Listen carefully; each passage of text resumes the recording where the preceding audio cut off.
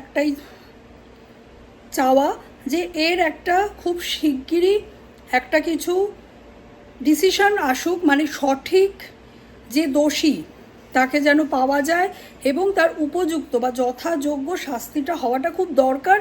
এবং সেরকম একটা ব্যবস্থা গড়ে তুলতে হবে যেন যে ঘটনাটা আজকে এই মেয়েটার সাথে ঘটেছে, শুধু যে মেয়েটার সাথে ঘটেছে বলবো না, এরকম গত বছর যাদবপুর কাণ্ডটাও আশা করি আমরা এখনও ভুলিনি।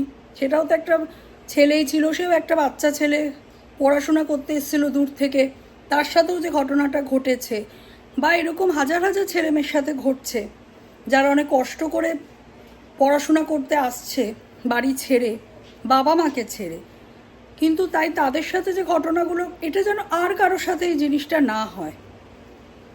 মানে সবাই যেন সুস্থভাবে নিজেদের স্বপ্ন প্রচেষ্টার দিকে এগিয়ে যেতে চায়, সেটাই চাইব। তাই এই প্রতিবাদ